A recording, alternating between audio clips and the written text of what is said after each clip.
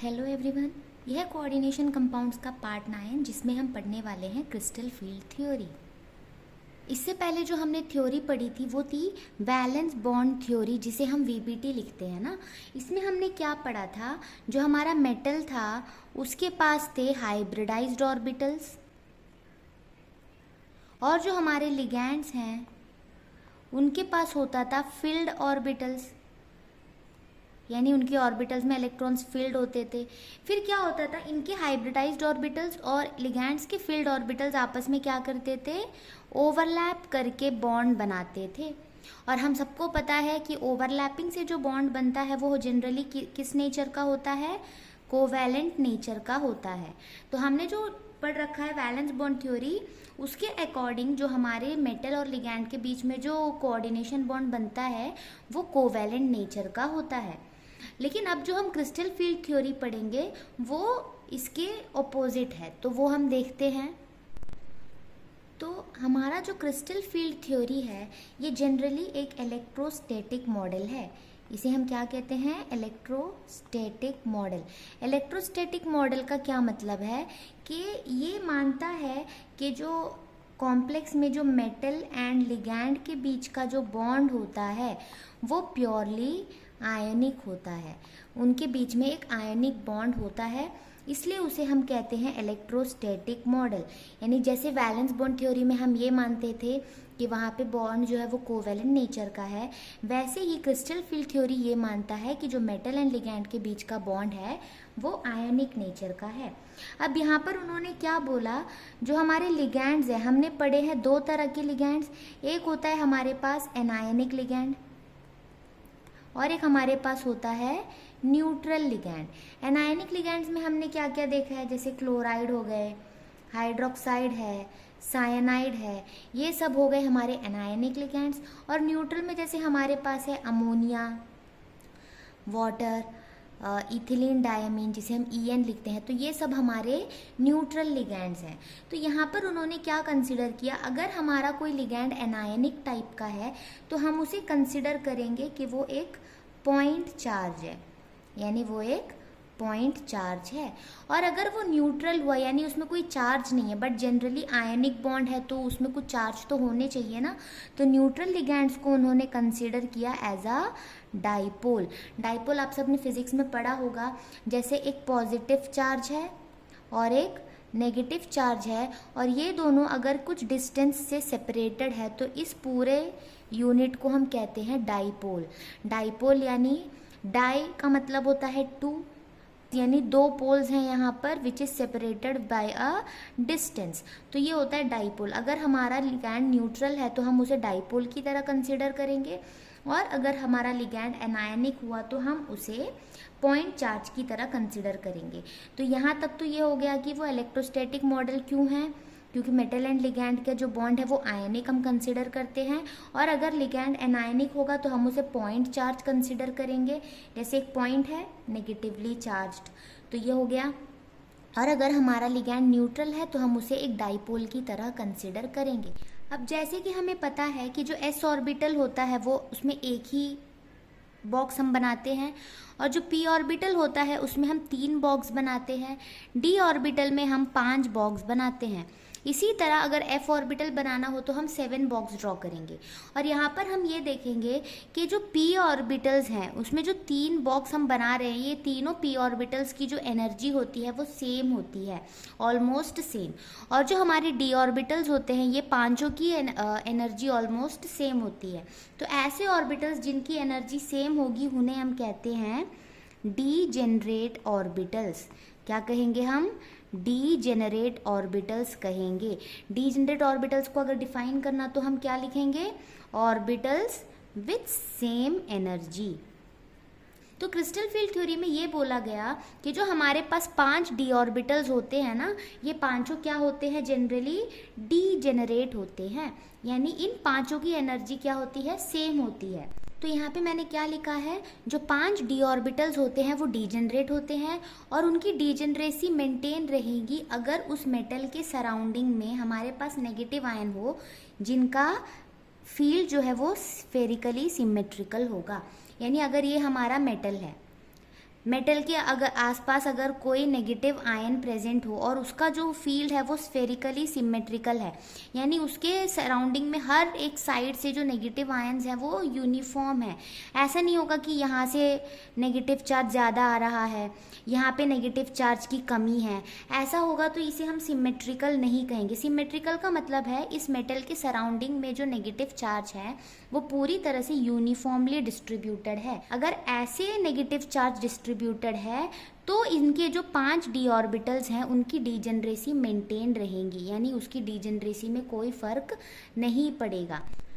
लेकिन अगर मेटल के अराउंड अगर लिगैंड्स आ जाएं, लिगैंड्स भी तो नेगेटिव होता है ना, तो वो नेगेटिव फील्ड अगर लिगैंड्स की वजह से हो तो वो जो मतलब नेगेटिव चार्ज का जो डिस्ट्रीब्यूशन है वो सिमेट्रिकल नहीं रहेगा, वो अब एसिमेट्रिकल हो जाएगा और जो डीजेनरेसी थी डी ऑर्बिटल्स की वो अब लिफ्ट हो जाएगी। डीजेनरेसी लिफ्ट होने का मतलब है, मान लीजिए ये एनर्जी है, ये इंक्रीज हो रहा है, ठीक है। पहले जो है डी ऑर्बिटल्स जो थी हमारे पास 5, उनकी एनर्जी कुछ यहाँ पर थी, कम एनर्जी में थे, बट सबकी एनर्जी सेम थी। जैसे ही ये लिगैंड्स इसे सराउंड कर देगा तो इसकी जो डीजेनरेसी है वो लिफ्ट हो जाएगी। इसका मतलब है कि उनका जो एनर्जी है वो इंक्रीज हो जाएगा। और जब ये डीजेनरेसी लिफ्ट होती है तो ये डी ऑर्बिटल्स जो है ना वो स्प्लिट हो जाते हैं, यानी पांचों अब एक साथ नहीं रहेंगे, वो डीजेनरेट नहीं रह पाएंगे और ये जो है 2 हिस्से में स्प्लिट हो जाते हैं। तो इसे मैं आपको डिटेल में समझाऊंगी, पर ये कैसे होता है आपको ये भी समझना ज़रूरी है कि मेटल के अराउंड सिमेट्रिकल फील्ड कब होगा और एसिमेट्रिकल फील्ड कब होगा, वो भी जानना है। और 5 डी ऑर्बिटल्स के बारे में भी थोड़ा सा हम इंट्रोडक्शन देखते हैं, उसके बाद आप इसे और अच्छे से समझ पाएंगे। मैंने आपके लिए यहाँ पर जो 5 डी ऑर्बिटल्स होते हैं ना उनकी डायग्राम यहाँ पे ड्रॉ की है, ऑर्बिटल डायग्राम मैंने बनाया है यहाँ पर। अब जैसे हम देख सकते हैं ये एक्स एक्सिस है और ये वाई एक्सिस है, और जो हम सबको पता है जो डी ऑर्बिटल होता है वो डबल डम्बल होता है ना, तो डबल डम्बल शेप का ये होता है। अगर ये एक्स वाई प्लेन, ये मैंने लिया है एक्स वाई प्लेन, अगर ये एक्स वाई प्लेन में इस तरह से लाई करता है तो इसे हम कहते हैं डी एक्स वाई।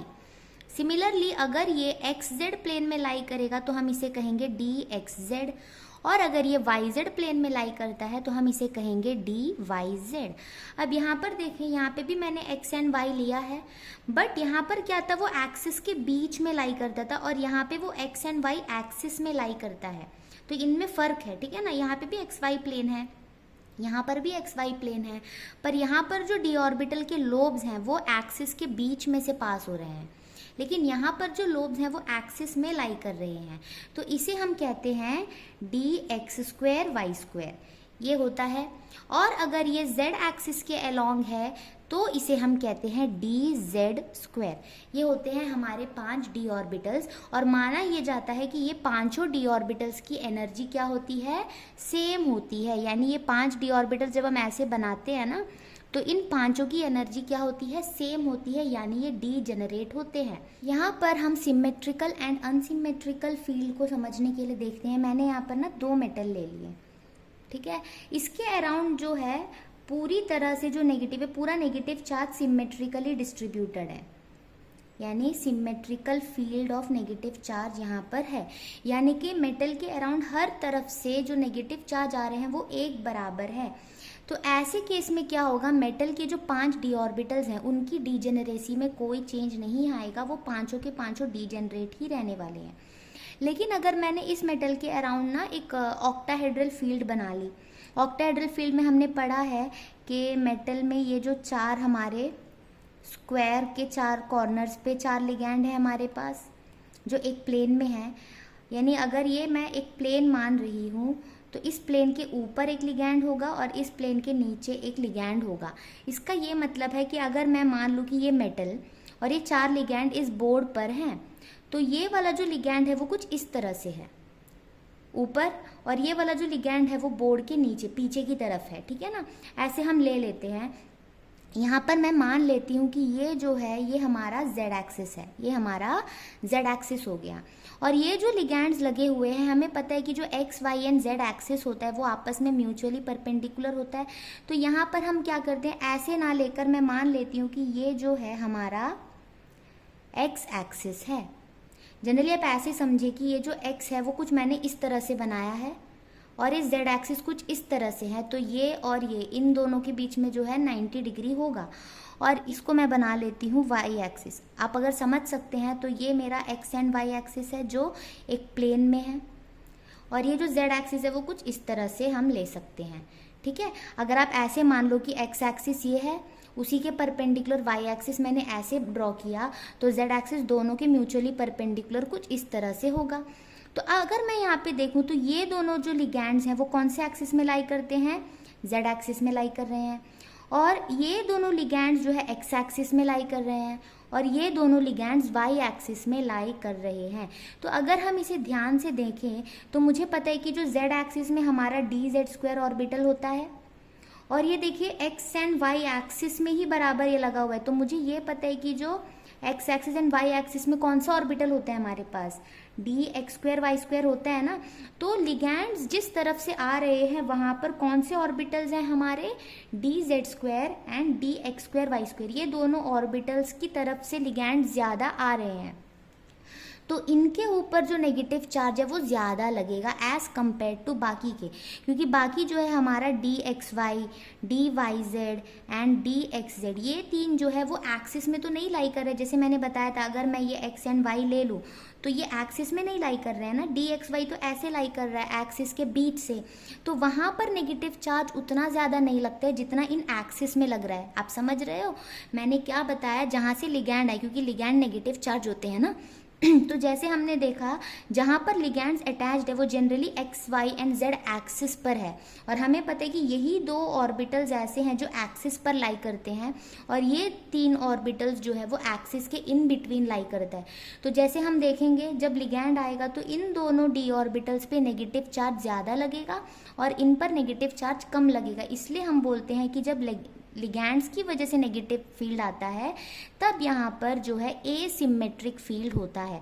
एसिमेट्रिक का मतलब होता है कि हर तरफ एक बराबर नहीं होगा। जैसे हम देखेंगे यहाँ पर फील्ड ज़्यादा है और इनके केसेस में फील्ड कम है, लेकिन अगर ऐसा हुआ तो हर जगह से फील्ड बराबर आ रही है। तो ये डिफरेंस होता है लिगैंड्स के प्रेजेंस में और लिगैंड्स के एब्सेंस में। तो ये चीज़ हमने देखा। तो जैसे हमने देखा कि ये दो डी ऑर्बिटल्स में जो है लिगैंड्स की जो फील्ड है वो ज़्यादा इसमें लग रही है, नेगेटिव चार्ज इसमें ज़्यादा लग रहा है और इन तीनों में कम लग रहा है। तो इस वजह से क्या होगा, ये ज़्यादा रिपल होंगे और इस वजह से इसकी एनर्जी लिफ्ट हो जाएगी। जैसे मान लीजिए हमारे पास 5 डी ऑर्बिटल थी ऐसे, जब लिगैंड्स इनके अराउंड आएगा तो ये दो हिस्से में शिफ्ट हो जाता है ना, तो जो ज़्यादा रिपल हो रहे हैं जो एक्सिस में थे ये दो ऑर्बिटल्स जो हैं उनकी एनर्जी पहले से बढ़ जाएगी और जो कम रिपल हो रहे हैं उनकी एनर्जी पहले से कम हो जाएगी। तो कुछ इस तरह से क्या होता है, ऑर्बिटल्स जो है वो स्प्लिट हो जाते हैं। इसी को हम कहते हैं क्रिस्टल फील्ड स्प्लिटिंग, यानी लिगैंड्स की वजह से जो हमारा डी ऑर्बिटल था उसकी डीजेनरेसी लॉस हो गई, यानी एनर्जी में डिफरेंस आ गया, दो सेट बन गए और ये जो है आपस में स्प्लिट हो गए। जो ज़्यादा रिपल हो रहे थे उनकी एनर्जी लिफ्ट हो गई और जो कम रिपल हो रहे थे उनकी एनर्जी कम हो गई। जैसे हमने देखा कि लिगैंड की प्रेजेंस में डी ऑर्बिटल्स की डीजेनरेसी लॉस हो जाती है और जो डी ऑर्बिटल्स हैं वो स्प्लिट हो जाते हैं, तो वो स्प्लिटिंग का जो पैटर्न होता है वो क्रिस्टल फील्ड के नेचर के ऊपर डिपेंड करता है। यानी कि हमारे पास अगर एक ऑक्टाहेड्रल फील्ड है और एक टेट्राहेड्रल फील्ड है तो दोनों के केस में क्या होगा, जो स्प्लिटिंग होगी वो सेम नहीं होगी, वो दोनों की स्प्लिटिंग का पैटर्न डिफरेंट होगा। और ना यहाँ पर हमें कुछ चीज़ें सीखनी है। तो हमने देखा कि जो 5 डी ऑर्बिटल थे, मैं जनरली ये बता रही हूँ 5 डी ऑर्बिटल, इन्हें हम क्या मानते थे, डीजेनरेट, यानी कि ये पांचों की एनर्जी सेम थी। और हमने क्या देखा, जब लिगैंड आ जाता है तो जो हमारे 3 डी ऑर्बिटल है जो कि है d x y, d y z and d x z, इनकी एनर्जी क्या हो जाती है, कम हो जाती है। और जो हमारे 2 ऑर्बिटल्स हैं D x square Y square and D Z square, इन दोनों की एनर्जी बढ़ जाती है। यानी इन तीनों की एनर्जी क्या है, सेम है, इन दोनों की एनर्जी सेम है। तो जब 3 ऑर्बिटल्स की एनर्जी सेम होती है तो इसे हम कहते हैं ट्रिपली डीजेनरेट। क्या कहेंगे, ट्रिपली डी जनरेट। समझना आसान है, ट्रिपल मतलब 3 होते हैं ना, तो 3 डी ऑर्बिटल की एनर्जी सेम है तो हम इसे कहेंगे ट्रिपली डी जनरेट। और यहाँ पर क्योंकि 2 डी ऑर्बिटल की एनर्जी सेम है तो इसे हम कहते हैं डबली डी जनरेट। इतना क्लियर हो जाएगा आपके लिए। अब इसके बाद हम देखते हैं इनके लिए हम क्या सिंबल यूज करते हैं। जो ट्रिपली डी जनरेट होता है इन्हें हम लिखते हैं T2। क्या लिखेंगे? T2। और जो डबली डी जनरेट होते हैं इनके लिए हम लिखते हैं E। तो याद रखना ट्रिपल और टी, तो ट्रिपली के लिए T2 यूज करते हैं और डबली डी जनरेट के लिए हम E यूज करते हैं। और एक होता है सिंगली डी जनरेट, उसके लिए हम A यूज करते हैं, जहाँ पर सिर्फ एक अकेला ऑर्बिटल होता है जिसके सिमिलर एनर्जी का और कोई नहीं होता है। तो यहाँ पर ना और एक चीज़ हम लिखते हैं, जैसे कि यहाँ पर हम G लगाते हैं कभी कभार और कभी G नहीं भी लगाते हैं। तो G का क्या मतलब होता है ये भी आपके लिए जानना ज़रूरी है। मैं कोशिश कर रही हूँ कि सिवाय ये पूरा डायग्राम को रटने के, अगर आप समझ सकते हो कि ये हो क्या रहा है, आप क्यों ऐसे लिखते हो, तो ये ज़्यादा आपके लिए काम आएगा। अगर आप हायर स्टडीज़ कर रहे हो तो आपकी बेसिक्स अच्छी होंगी। तो यहाँ पर हम क्या देख रहे हैं, ट्रिपली डीजनरेट का मतलब समझ गए आप, डबली डीजनरेट का मतलब समझ गए। ट्रिपली डीजनरेट को हम T2G लिखते हैं एंड डबली डीजनरेट को हम EG लिखते हैं। लेकिन ये जो G होता है ये हम ऑक्टाहेड्रल के केस में एंड स्क्वायर प्लेनर के केस में लिखते हैं। इन दोनों के केस में हम G लिखते हैं। लेकिन जो टेट्राहेड्रल कॉम्प्लेक्सेस होते हैं उनके केस में हम G नहीं लिखेंगे। अब G का मतलब होता क्या है? G का मतलब होता है जीरेड। G का मतलब होता है जीरेड। ये हम क्यों इन दोनों के लिए लिखते हैं, यानी ऑक्टाहेड्रल कॉम्प्लेक्स अगर आपके पास है तो आप उसके लिए T2G, यानी ऑक्टाहेड्रल के लिए आप लिखते हैं T2G orbital and EG orbital. But tetrahedral के लिए आप लिखेंगे T2 एंड E, यानी इस पे आप G नहीं लगाओगे। इसका रीज़न ये है, जीरेड हम तब लगाते हैं अगर उस कॉम्प्लेक्स में सेंटर ऑफ सिमेट्री हो। क्या होना चाहिए? सेंटर ऑफ सिमेट्री होना चाहिए, तो उसमें हम G लगाते हैं। अब हम ये समझते हैं कि सेंटर ऑफ सिमेट्री क्या होता है। मैंने यहाँ पर आपके सामने एक ऑक्टाहेड्रल ज्योमेट्री ड्रॉ की है और एक टेट्राहेड्रल ज्योमेट्री ड्रॉ की है। ऑक्टाहेड्रल में हम क्या देखेंगे, जो मॉलिक्यूल का सेंटर होता है ना, यहाँ से हम देखेंगे अगर मैं यहाँ पर मूव करूँ, यहाँ पर एक लिगैंड है, इसके एग्जैक्ट पीछे यहाँ पर भी एक लिगैंड है। तो ऐसा कुछ हमारे पास होना चाहिए, यानी कि अगर मैं राइट साइड मूव करूँ, यहाँ पर मुझे एक लिगैंड दिखे तो मुझे लेफ्ट साइड में भी एक लिगैंड मिलना चाहिए। अगर मैं ऊपर मूव करूँ और मुझे ऊपर एक लिगैंड दिखे तो मुझे नीचे भी लिगैंड चाहिए। अगर मैं ऐसे डायगनली मूव करूँ तो लिगैंड दिख रहा है, तो ऐसे मूव करने पर भी लिगैंड होना चाहिए। तो ऐसे केसेस में हम बोलते हैं कि सेंटर ऑफ सिमेट्री होता है। जैसे यहाँ पर जो लिगैंड है इसके सीधे पीछे, क्योंकि हमें पता है ये जो मैंने सॉलिड वेज दिखाया है इसका मतलब है कि ये लिगैंड आपकी तरफ है, और ये डैश वेज का मतलब है लिगैंड आपसे दूर है, यानी ये प्लेन के पीछे है। तो अगर ये वाला लिगैंड यहाँ पर है तो इसके सीधे पीछे ये लिगैंड लाई कर रहा है। उसी तरह अगर मैं यहाँ मूव करूँ तो एक लिगैंड है, तो इसके सीधे पीछे और एक लिगैंड है, तो यहाँ पर भी ये चीज़ अप्लाई हो रहा है। अब मैं ऊपर जाऊँ तो भी लिगैंड है, नीचे जाऊँ तो भी लिगैंड है, यहाँ पर भी अप्लाई हो रहा है। तो यहाँ पर हमारे पास सेंटर ऑफ सिमेट्री प्रेजेंट है, इसलिए हम ऑक्टाहेड्रल कॉम्प्लेक्सेस के लिए जीरेड वाला टर्म यूज़ करते हैं। लेकिन अगर मैं टेट्राहेड्रल का देखूं, आपको पता होना चाहिए कि नीचे जो मैंने ये 3 बनाया है ये 3 पिरामिड की तरह है, नीचे पिरामिड की तरह है और ये ऊपर है। तो अगर इसे अगर मैं देखूं तो इसके नीचे यहाँ पर कहीं पे कोई लिगैंड नहीं, क्योंकि ये लिगैंड ऐसे है कुछ इस तरह से ऊपर है, तो इसके नीचे कोई लिगैंड प्रेजेंट नहीं है, तो इसमें कोई सेंटर ऑफ सिमेट्री नहीं होगा। और जैसे कि ये इस तरह से है तो इसके पीछे यहाँ पर एक लिगैंड होना चाहिए था, जो कि नहीं है। और ये वाला लिगैंड क्योंकि पीछे की तरफ है तो सामने यहाँ पर भी मेरे पास कुछ लिगैंड होना चाहिए था, वो भी नहीं है, यानी इसमें सेंटर ऑफ सिमेट्री एब्सेंट है, इसीलिए यहाँ पर हम G यूज़ नहीं करेंगे। तो ये तो हो गया बेसिक्स। कोई आपसे यहाँ पे ये नहीं पूछेगा कि क्यों यहाँ पे G लगा है, क्यों यहाँ पे G नहीं लगा है। ये बस आपके नॉलेज के लिए है, ताकि आप इस चीज़ को, इस टॉपिक को और अच्छे से समझ पाओ। जैसे कि मैंने आपको बताया था कि जो स्प्लिटिंग का पैटर्न होता है वो डिपेंड करता है कि क्रिस्टल फील्ड किस नेचर का है। तो हम सबसे पहले देखते हैं कि अगर हमारा ऑक्टाहेड्रल कॉम्प्लेक्स है, यानी कि ऑक्टाहेड्रल वे में लिगैंड्स आ रहे हैं, तो वहाँ पे स्प्लिटिंग कैसे होगी। तो हम पहले देखेंगे, हम ना एनर्जी कुछ इस तरह से ड्रॉ करेंगे, यानी ये एनर्जी का इंक्रीजिंग ऑर्डर है, नीचे एनर्जी कम है, ऊपर जाते रहेंगे एनर्जी बढ़ेगा। तो हमारे पास जो 5 d ऑर्बिटल थे उन्हें हम बना लेते हैं। ये है हमारे 5 d ऑर्बिटल्स। यहाँ पे मैं लिख नहीं रही हूँ, ये है dxy, dyz, dxz, dx2 y2 and dz2। तो ये है हमारा फ्री मेटल आयन। ये क्या है? Free metal ion. यानी कि अब यहाँ पर कोई लिगैंड अब तक आया नहीं है, तब इस मेटल के पास एनर्जी इतनी थी। अब क्या हो गया, हमारे पास यहाँ पे मेटल को सराउंड करने वाला लिगैंड्स आ गए। जैसे मेटल था, उसके अराउंड जो हमारा ऑक्टाहेड्रल फील्ड है, लिगैंड्स कुछ इस तरह से अगर आ जाते हैं, तब हमने क्या देखा था कि लिगैंड्स की वजह से अगर यहाँ पर नेगेटिव फील्ड आए तो इन ऑर्बिटल्स का जो डीजेनरेसी होता है वो लिफ्ट हो जाता है, यानी इनकी जो एनर्जी है वो अब बढ़कर कुछ यहाँ तक आ जाएगी। बट अब तक वो स्प्लिट हुई नहीं है, अब बस उनकी एनर्जी लिफ्ट हुई है। जब ऐसा हो जाएगा तो मैंने क्या बताया था, ये दोनों लिगैंड्स जेड एक्सिस के अलोंग है, ये एक्स एक्सिस के अलोंग, ये वाई एक्सिस के अलोंग, यानी कि जो D x2 y2 and dz2 है ये ज़्यादा रिपल करेंगे और इस वजह से उनकी एनर्जी ज़्यादा शिफ्ट हो जाती है ना, तो एनर्जी इंक्रीज हो जाती है। तो हम क्या करेंगे, यहाँ पर इन 2 ऑर्बिटल्स को हम क्या करेंगे, इनसे ज़रा ऊपर करके दिखाएंगे, यानी इससे ऊपर। और इस एनर्जी को हम अगर ऐसे ड्रॉ करेंगे तो इस लाइन को हम कहते हैं बैरी सेंटर, इसे कहते हैं बैरी सेंटर। ठीक है। अब क्या होगा, जो बचा हुआ 3 d ऑर्बिटल है उनकी एनर्जी को हम नीचे ड्रॉ करेंगे, यानी उनकी एनर्जी डिक्रीज हो गई है तो वो हम यहाँ पर ड्रॉ करेंगे। अब आपने देखा होगा कि जो बैरी सेंटर है उससे देखिए दोनों का डिस्टेंस मैंने डिफरेंट ड्रॉ किया है। ये ड्राइंग में गलती हुई नहीं है, मैंने जनरली ऐसे बनाया है ताकि आपको पता चले कि यहाँ पे जो डिफरेंस है वो सेम नहीं होता है।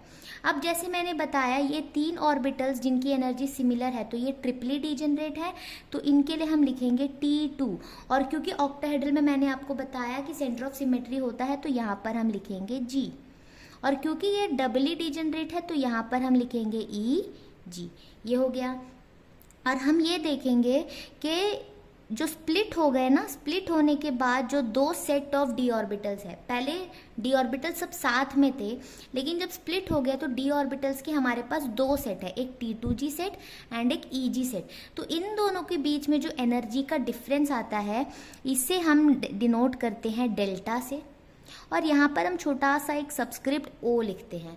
O का मतलब होता है ऑक्टाहेड्रल, तो डेल्टा O होता है क्रिस्टल फील्ड स्प्लिटिंग एनर्जी।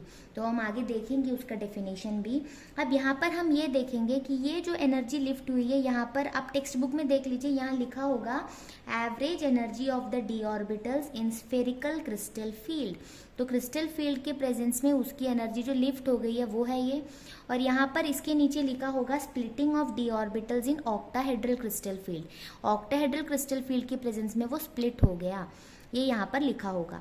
अब आप ये देखेंगे, मैं ये बता रही हूँ कि अगर मान लो जो ये T2G है, यहाँ पर जो T2G है और ये जो EG है, इनके पीछे मान लीजिए 5 लाइन मैं दिखा रही हूँ, मतलब 5 लाइन का अगर गैप है, तो ये है हमारा बैरी सेंटर कुछ इस तरह से। तो ये वाला जो डिस्टेंस है इसे मैं क्या बोलूँगी, 2 आउट ऑफ 5। ये 5 लाइन जो था उसमें से सिर्फ 2 लाइन यहाँ पर है, तो ये मेरा हो जाएगा 2 आउट ऑफ 5। और यहाँ पर क्योंकि 5 में से 3 हिस्सा ऊपर आ रहा है तो ये होगा हमारा 3 आउट ऑफ 5। तो वो चीज़ हम यहाँ पर दिखाएंगे कि ये जो है 2 आउट ऑफ 5 डेल्टा O है और ये होता है 3/5 डेल्टा O।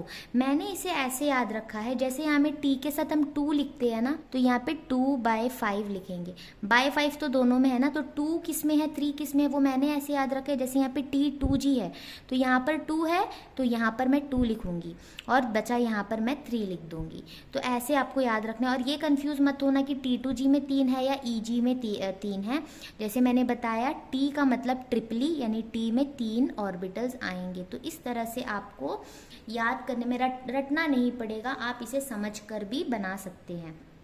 तो ये हो गया, ये होता है स्प्लिटिंग इन ऑक्टाहेड्रल फील्ड। अब इसमें जो है हम टेट्राहेड्रल का भी देखेंगे कि वहाँ पर कैसे इसकी स्प्लिटिंग होती है, बट उससे पहले हम ये देखते हैं कि डेल्टा ओ क्या है।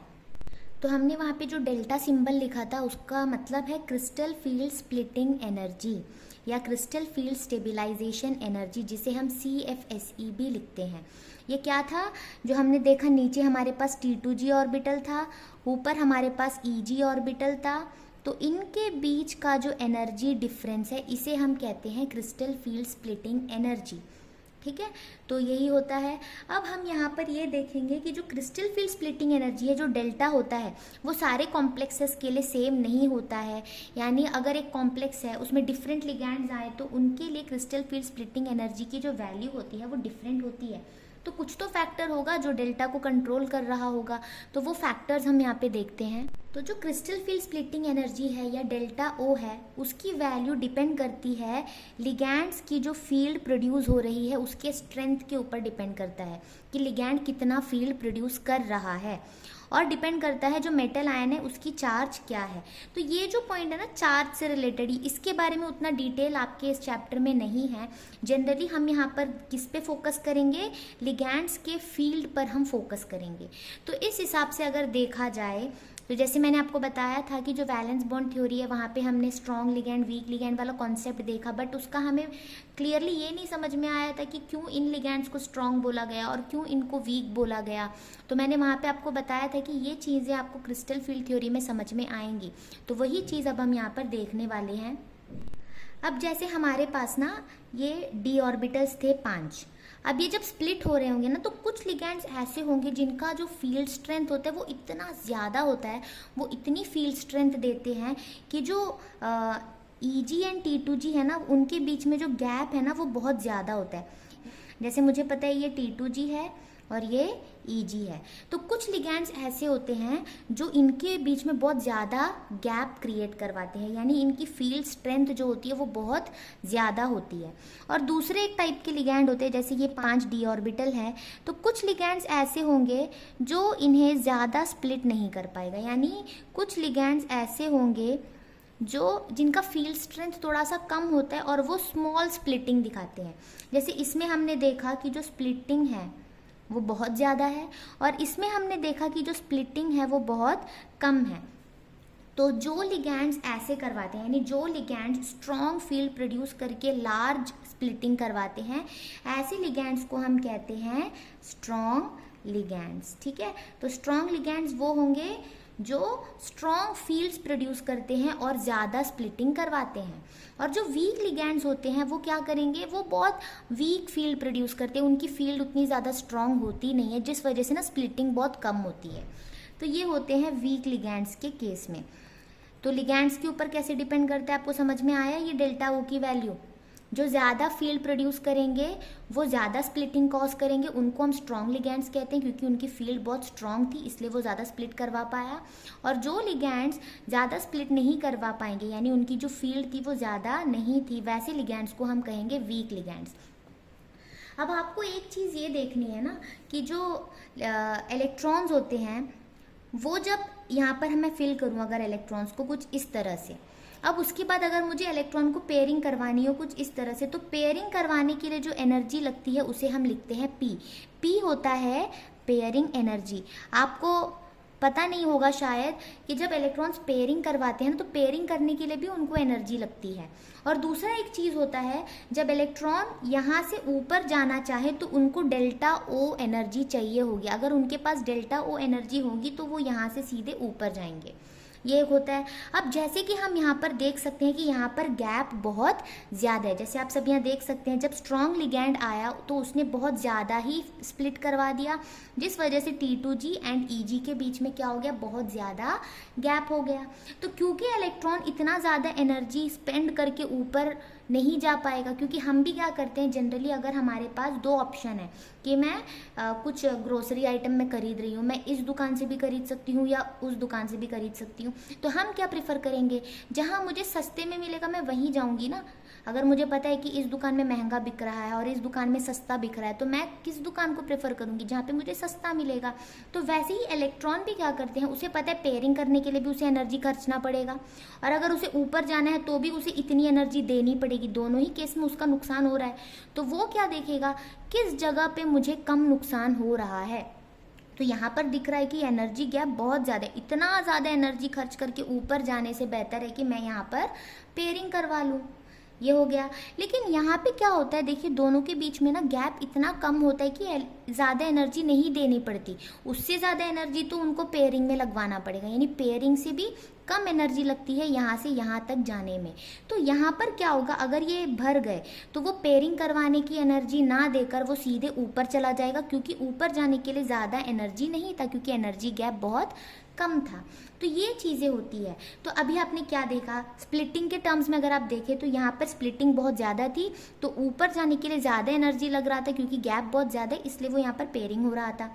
और यहाँ पर क्योंकि गैप बहुत कम है तो वो पेयरिंग करवाने के बजाय सीधे ऊपर जाएगा, क्योंकि ऊपर जाने के लिए उसे ज़्यादा एनर्जी नहीं देना पड़ रहा है। तो अब आप यहाँ पर देखिए, जो स्ट्रॉन्ग लिगैंड था उसके केस में स्प्लिटिंग ज़्यादा होने की वजह से वो ऊपर ना जाकर पेयरिंग करवा रहा है। इसलिए वैलेंस बॉन्ड थ्योरी में हमने क्या देखा, in the presence of strong ligands हम इलेक्ट्रॉन को पेयर अप करवाते हैं। तो उसका रीज़न हमें यहाँ पर पता चल गया। और जो वीक लिगैंड्स होते हैं वो पेयरिंग बिना करवाए सीधा ऊपर चले जाते हैं, इसलिए हम वीक लिगैंड्स की प्रेजेंस में कभी इलेक्ट्रॉन को पेयर नहीं करवाते हैं। तो जो चीज़ वहाँ पर हमने सिर्फ एक एजम्पशन की तरह देखा था कि स्ट्रॉन्ग लिगैंड होंगे तो पेयरिंग करवा देना, वीक लिगैंड होंगे तो पेयरिंग मत करवाना, वो तो बस एक एजम्पशन था। उसका एक्चुअल जो ओरिजिन है वो ऐसे आता है, क्योंकि स्ट्रॉन्ग लिगैंड्स बहुत ज़्यादा फील्ड प्रोड्यूस करते हैं, स्प्लिटिंग ज़्यादा करवाते हैं, तो इलेक्ट्रॉन्स ऊपर जाने के लिए इतनी एनर्जी नहीं दे पाता, इसलिए वो पेयरिंग कर देता है। लेकिन वीक लिगैंड्स के पास उतना फील्ड स्ट्रेंथ होता नहीं है, तो उसकी स्प्लिटिंग बहुत छोटी होती है। तो वो क्या करता है, इतनी छोटी सी एनर्जी है ना, तो वो इस गैप को ओवरकम करके सीधे ऊपर चला जाता है, वो पेयरिंग नहीं करवाता। तो यही रीज़न है कि स्ट्रॉन्ग लिगैंड्स पेयरिंग करवा देते हैं और वीक लिगैंड्स पेयरिंग नहीं करवा पाते। तो उम्मीद है आपको ये चीज़ समझ में आई होगी। अब हम ये देखते हैं कि हमने ये तो देख लिया ना कि लिगैंड्स की अपनी अपनी स्ट्रेंथ होती है कि वो कितना स्प्लिट करवा पाता है, तो उसके बेसिस में ना हम लिगैंड्स को अरेंज करते हैं, और उस सीरीज़ को हम क्या बोलते हैं वो देखिए। उस सीरीज़ को हम बोलते हैं स्पेक्ट्रोकेमिकल सीरीज़। यानी इसका डेफिनेशन क्या होगा, हम लिगैंड्स को अरेंज कर रहे हैं in the order of increasing field strength, यानी जिस लिगैंड की फील्ड स्ट्रेंथ सबसे कम है उसे हम पहले लिखेंगे, फिर धीरे धीरे उसकी फील्ड स्ट्रेंथ इंक्रीज करते हुए हम एक सीरीज बनाएंगे, उसे हम कहते हैं स्पेक्ट्रोकेमिकल सीरीज। तो आपकी बुक में जितने लिगैंड्स का सीरीज दिया हुआ है वो हम देख लेते हैं। सबसे वीक लिगैंड होता है आयोडाइड, उसके बाद होगा ब्रोमाइड, उसके बाद होता है थायोसायनेट, उसके बाद होगा क्लोराइड, उसके बाद होगा सल्फाइड, एंड देन आएगा फ्लोराइड, उसके बाद हाइड्रोक्साइड, देन ऑक्जेलेट C2O4 2-, जिसे हम OX भी लिख सकते हैं। उससे ज़्यादा फील्ड स्ट्रेंथ होता है वाटर का, लेकिन हम इसे भी क्या कंसिडर करते थे, वीक। यानी इससे पीछे जितने भी सभी वीक है, लेकिन सबसे वीक कौन सा है, आयोडाइड। यानी आयोडाइड के केस में स्प्लिटिंग सबसे छोटा होगा। उसके बाद क्या होगा यहाँ पर NCS-, यानी आइसोथायोसायनेट। यानी जब S के थ्रू बॉन्ड बनाएगा तो वो बहुत ज़्यादा वीक होता है, लेकिन जब वो N के थ्रू बॉन्ड बना रहा होगा तो वो थोड़ा सा इसके कंपैरिजन में वो ज़्यादा स्ट्रॉन्ग होगा। उसके बाद आता है हमारा EDTA4-, इथिलीन डायमीन टेट्राएसीटेट। उसके बाद आता है हमारा अमोनिया, उसके बाद आता है EN, इथिलीन डायमीन, फिर आता है साइनाइड, उसके बाद आता है कार्बोनिल। यानी यहाँ पर सबसे स्ट्रॉन्ग जो आपका लिगैंड है वो है कार्बोनिल लिगैंड, और सबसे जो वीक लिगैंड है वो है आयोडाइड। यानी कार्बोनिल के केस में क्या होगा, जो T2G और EG के बीच में गैप सबसे मैक्सिमम होगा, और आयोडाइड के केस में उनके बीच का गैप सबसे मिनिमम होगा। ये हो गया स्पेक्ट्रोकेमिकल सीरीज। अब हम क्या करते हैं, कुछ कन्फिगरेशंस देखते हैं। जैसे हमारे पास मान लीजिए D1 कन्फिगरेशन है, स्प्लिटिंग के बाद की हम बात कर रहे हैं, तो हमें पता है कि T2G नीचे होता है, ट्रिपली डिजेनरेट, एंड Eg ऊपर होता है डबली डिजेनरेट। ये हो गया। अगर हमारे पास एक ही इलेक्ट्रॉन है तो ऑब्वियसली वो यहीं पर फिल होगा। अगर मेरे पास D2 कन्फिग्रेशन होता तो सिमिलरली मैं बनाऊंगी Eg, नीचे होगा T2g। अब क्योंकि दो ही इलेक्ट्रॉन है तो वो दोनों यहाँ पर फिल होंगे। अब तीसरा मैं ले लेती हूँ D3 कन्फिग्रेशन। इसमें भी मैं क्या करूँगी, Eg ऊपर लूँगी, T2g लूँगी मैं नीचे। अब 3 इलेक्ट्रॉन है तो तीनों ऐसे फिल हो जाएंगे। यहाँ तक कोई कंफ्यूजन नहीं, क्योंकि 1 इलेक्ट्रॉन, 2 इलेक्ट्रॉन, 3 इलेक्ट्रॉन तो भर गए। अब जब चौथा इलेक्ट्रॉन आएगा, जब D4 कन्फिग्रेशन की हम बात करेंगे, तो यहाँ पर ना 2 पॉसिबिलिटी है। पहला पॉसिबिलिटी है ये है कि वो पेयरिंग करवाए, हो सकता है ना कि 3 हो गए तो अब चौथा इलेक्ट्रॉन पेयरिंग हो जाएगा। और दूसरा केस ये होगा कि वो सीधे एंटर करेगा Eg में, यानी 3 भर गए, अब चौथा वो Eg में चला जाएगा। अब ये जो 2 केस हो रहे हैं वो किसके ऊपर डिपेंड करेगा वो हमें जानना है। तो अब हमारे लिए मेन इंपॉर्टेंट यही है। ये 3 तो सबको समझ में आ ही जाएगा कि 1 इलेक्ट्रॉन तो यहीं पर जाएगा, 2 इलेक्ट्रॉन भी यहीं पर जाएंगे, 3 इलेक्ट्रॉन भी यहीं पर जाएगा। जब 4 हो जाएंगे तब हमें सोचना होगा कि अब हम इसकी पेयरिंग करवाएं या इसे ऊपर भेजें। तो ये 2 केस होगा। तो ये कब होगा वो भी देख लेते हैं। तो जैसे कि मैंने आपको बताया, पेयरिंग करने के लिए जो एनर्जी लगती है उसे हम कहते हैं पेयरिंग एनर्जी, और उसे हम डिनोट करते हैं P से। ठीक है। और क्या बताया था मैंने, T2g से Eg में एंटर करना हो तो जो एनर्जी लगती है वो है डेल्टा O। ये होता है। अगर आपको दिया हो पहला केस कि जो पेयरिंग एनर्जी है it is greater than delta O, ये आपको दिया हो सकता है। और दूसरा ये केस होगा कि जो पेयरिंग एनर्जी है it is less than delta O। ये 2 केस हैं हमारे पास। तो पहले मैं एक काम करती हूँ, मैं D4 के लिए लिख रही हूँ। तो सबसे पहले मैं क्या करूँगी, Eg ऊपर बनाऊँगी एंड T2g नीचे बनाऊँगी। अब दूसरा इसके लिए भी मैं क्या करूँगी, Eg ऊपर डबली डिजेनरेट, T2g नीचे, जो कि है ट्रिपली डिजेनरेट। अब हम क्या देखेंगे, 4 इलेक्ट्रॉन है ना, तो पहला 3 इलेक्ट्रॉन तो ऐसे भरेगा, इसमें भी पहला 3 इलेक्ट्रॉन ऐसे भर गया। अब हमें सोचना है कि चौथे इलेक्ट्रॉन को मैं यहाँ रखूँ या ऊपर ले जाऊँ। तो यहाँ पर मुझे दिख रहा है पेयरिंग एनर्जी ज़्यादा है। मैंने क्या बताया कि जहाँ पर हमें एनर्जी कम खर्च करनी पड़ेगी हम वही चीज़ चुनेंगे, क्योंकि पेयरिंग के लिए ज़्यादा एनर्जी लग रही है। तो ये क्यों पेयरिंग करवाएगा, जब क्यों वो ज़्यादा एनर्जी देगा, तो वो क्या करेगा, क्योंकि डेल्टा O कम थी, ये एनर्जी कम है, तो वो सीधे के सीधे ऊपर चला जाएगा बिना पेयरिंग करवाए। और अगर कुछ इस तरह का केस हो, पेयरिंग एनर्जी इज लेस, इसका मतलब पेयरिंग के लिए उसे ज़्यादा एनर्जी देनी नहीं पड़ेगी, तो वो यहाँ पर पेयरिंग करवा देगा। तो हम यहाँ पर क्या देखेंगे, अगर पेयरिंग एनर्जी ज़्यादा है तो बिना पेयरिंग करे वो सीधे ऊपर चला जाता है। ऐसे केस में इसका कन्फिग्रेशन क्या होगा, देखिए जो T2g था उसमें कितने इलेक्ट्रॉन हुए, 3 इलेक्ट्रॉन, और Eg में 1 इलेक्ट्रॉन, तो इसका कन्फिग्रेशन होगा T2g3 Eg1। और यहाँ पर क्योंकि पेयरिंग एनर्जी कम थी तो उसने पेयरिंग करवा दी और T2g ऑर्बिट में टोटल 4 इलेक्ट्रॉन हो गए, तो इसे हम लिखेंगे T2g4। और क्योंकि Eg में कोई इलेक्ट्रॉन नहीं है तो हम लिखेंगे Eg0। तो यहाँ पर 2 तरह के कन्फिग्रेशन हो सकते हैं D4 के केस में, और वो डिपेंड करता है कि जो पेयरिंग एनर्जी है वो ज़्यादा है या कम है। पेयरिंग एनर्जी ज़्यादा है तो ऊपर चला जाएगा, पेयरिंग एनर्जी कम है तो वो पेयरिंग करवा देगा। ये आपको ध्यान देनी है। अगर आपको दिया होता D5, तो जैसे यहाँ पर हमने देखा पेयरिंग एनर्जी ज़्यादा है तो ऊपर जाएंगे, तो 3 के बाद 4 और 5, 5वां भी यहाँ आ जाता और Eg में 2 हो जाते। और यहाँ पर क्योंकि पेयरिंग एनर्जी कम है तो 5 यहीं पर आ जाते पेयरिंग होने के बाद, तो T2g5 Eg0 हो जाता। उसके बाद अगर हमें D6 दी हो तो क्या होगा वो भी देख लेते हैं। D6 के लिए भी हम क्या करते हैं, दोनों ही केस ले लेते हैं। पहला जिसमें पेयरिंग एनर्जी ज़्यादा है और दूसरा जिसमें पेयरिंग एनर्जी कम है। उसी तरह से हम Eg एंड T2g ड्रॉ करेंगे। यहाँ पर भी हम Eg एंड T2g ड्रॉ करेंगे। उसके बाद क्या होगा, 6 इलेक्ट्रॉन है तो पहले तो 1 2 3 इलेक्ट्रॉन हम ऐसे भरेंगे। उसके बाद क्या दिख रहा है, पेयरिंग के लिए एनर्जी ज़्यादा लग रही है, इसका मतलब वो सीधे ऊपर जाएगा। 3 हो गए, 4 और 5। अब देखो सब सिंगल ऑक्यूपाई हो गए, ऊपर भी चला गया। अब अगर आप ये सोचोगे कि ऊपर चला गया तो यहीं पर भरना है, तो यहाँ पर भी तो पेयरिंग की एनर्जी लगेगी और ऊपर से इसकी एनर्जी ज़्यादा भी है। तो आप ये देखोगे कि यहाँ पर पेयरिंग करने में ज़्यादा एनर्जी लगेगी या यहाँ पर, क्योंकि ये नीचे है तो यहाँ पर पेयरिंग करने में एनर्जी, क्योंकि एनर्जी इसकी ज़्यादा है इसकी कम है, तो यहाँ पर पेयरिंग की एनर्जी कम है तो 6th वाला इलेक्ट्रॉन यहाँ पर आएगा। और अगर ये वाला केस है जहाँ पर पेयरिंग एनर्जी कम है तो सिंपली क्या करेंगे, 3 इलेक्ट्रॉन के बाद चौथा, पांचवा और छठा इलेक्ट्रॉन सबके सब पेयर हो जाएंगे। तो यहाँ पर इसका जो कन्फिग्रेशन है वो हो जाएगा T2G में 4 इलेक्ट्रॉन एंड EG में 2 इलेक्ट्रॉन, और इस केस में क्या हो जाएगा, T2G में 6 इलेक्ट्रॉन एंड EG में 0 इलेक्ट्रॉन्स। तो ऐसे हम लिखते हैं इसका कन्फिग्रेशन। अगर आपको कभी भी बोला जाए कि इस आयन का कन्फिग्रेशन लिखिए on the basis of crystal field theory, तो आपको T2G एंड EG वाले टर्म्स में ही लिखना होगा, तब आप 3D 4S वाले टर्म में नहीं लिखोगे। तो इससे रिलेटेड क्वेश्चंस भी है बहुत सारे, वो मैं आपको नेक्स्ट वीडियो में करवाऊंगी। अब हम देखते हैं टेट्राहेड्रल फील्ड में हमारा स्प्लिटिंग कैसे होता है। अब हम देखते हैं टेट्राहेड्रल कॉम्प्लेक्स में स्प्लिटिंग कैसे होती है।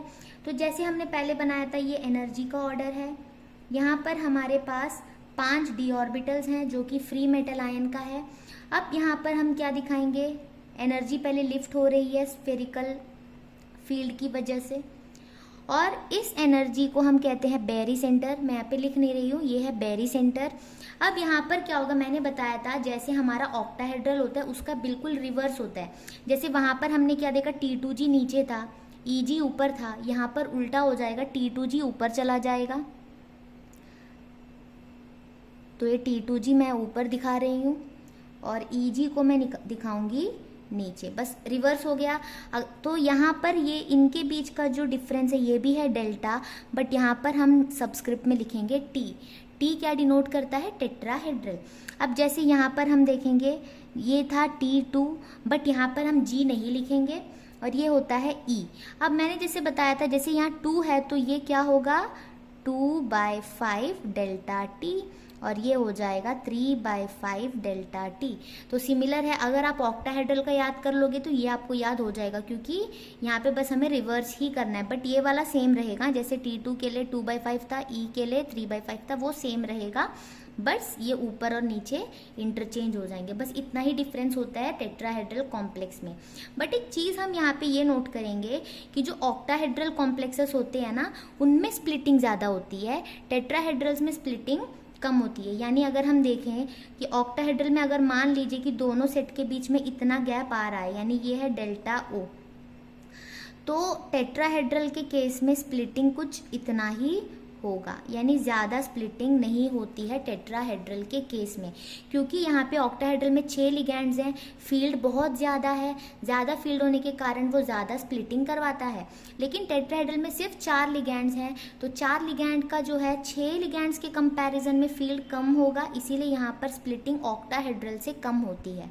तो कभी कभी ये भी पूछा जाता है delta O and delta T के बीच में क्या रिलेशन है। तो जो डेल्टा T होता है, it is 4/9 times of delta O। ये होता है delta T and delta O के बीच का रिलेशन। ये आपको याद करनी है कि जो डेल्टा T होता है it is 4/9 times of delta O। तो ये हो गया हमारा पूरा टॉपिक क्रिस्टल फील्ड स्प्लिटिंग। अब यहाँ पर और एक चीज़ रह गया है, इसके थ्रू हम समझ सकते हैं कि कॉम्प्लेक्सेस कलर्ड क्यों होते हैं, तो वो मैं आपको इसके नेक्स्ट पार्ट में करवाऊंगी। और उसके साथ साथ हम क्या करेंगे, क्रिस्टल फील्ड थ्योरी से रिलेटेड जितने भी क्वेश्चंस हैं टेक्स्ट बुक में, हम उसे भी कवर करेंगे। तब तक आप इस वाले वीडियो में जितना भी मैंने पढ़ाया है उसे आप अच्छे से कवर कर लीजिए, ताकि जब हम क्वेश्चंस करेंगे तो आप बिना किसी डाउट के उसे कर पाएँ। और अगर आप चाहें तो इससे पहले मैंने जितने भी पार्ट्स बनाए हैं वो भी आप देख सकते हैं, सबका लिंक आपको डिस्क्रिप्शन में मिल जाएगा। अगर आपको वीडियो अच्छी लगे तो आगे वाले चैप्टर्स भी आप ज़रूर व्यू करिएगा और अपने दोस्तों को भी शेयर करिए, चैनल को सब्सक्राइब करिए। Thanks for watching.